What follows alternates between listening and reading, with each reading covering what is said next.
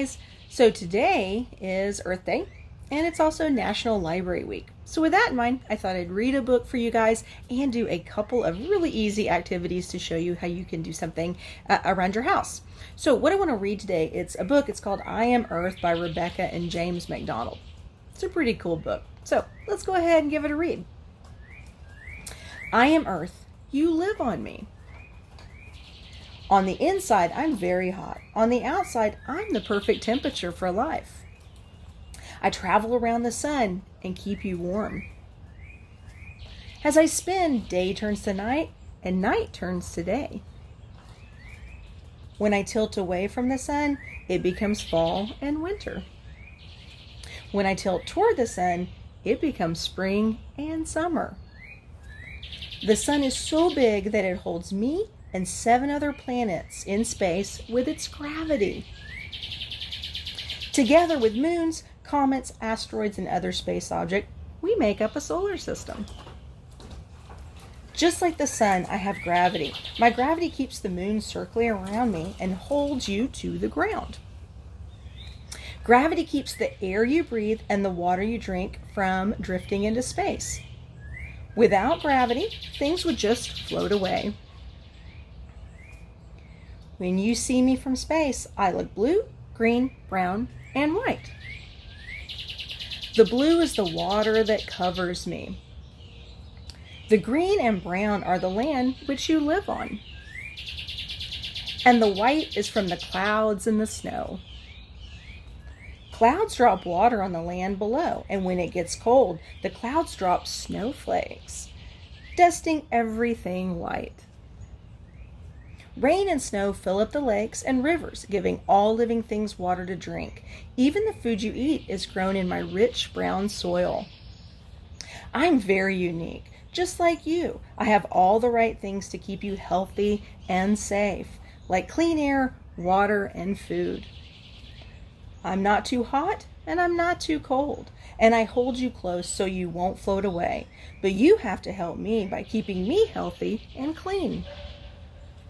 Because if I get sick, the air gets sick, and the water gets sick, and the ground gets sick, and that's not good for anyone. Right now, I'm the only planet you can live on. If we work together, we can keep me the best place to live. So here's some things that you can do. Let's see. Here are some things you can do to help the earth be the best it can be. You can recycle. Find out what can be recycled and start recycling. Make sure you definitely check what can and can't be recycled. Don't litter. Put garbage in garbage cans. Save energy. Turn off the lights when you don't need them. Don't waste water. Even though there's a lot of water on Earth, there's only a small amount that we can actually drink. So let's not waste it. Can you think of other ways to help the Earth stay happy? Healthy home? I bet you can. And remember to tell all your family and friends so they can help too. All right, so let's do a couple of really simple, fun activities together. Okay, so for our first activity, we're going to use some magnets. If you don't have any, you can get them at Walmart in the craft section, or you can get them on Amazon. But magnets, when they go together like this, or if they push away from each other, these are strong magnets. Like right now, I keep trying. I can't really get them together. The reason why magnets have a North Pole and a South Pole, just like Earth.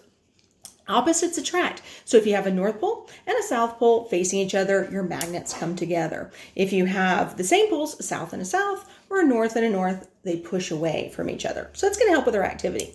I also have a paper plate. Mine is biodegradable. You can find those at the grocery store. I also have a sticker of Earth. If you don't have a sticker, just draw a little Earth. You can do that for sure. Cut it out, tape it to your magnet. No problem. I also have something to write with, and I have a yellow marker. So let's see what we can make.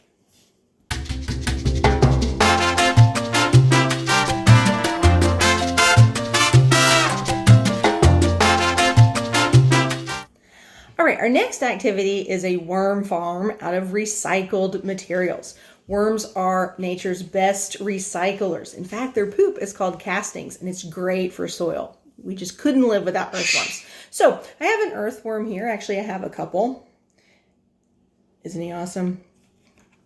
And we're going to make them a little bit of a house. So you can find them in your flower beds in your gardens. And this is basically just a vacation for them. They're just taking a little time away from the garden. So make your farm, observe them for a couple of days, and then let them go back to work in your garden or your flower bed.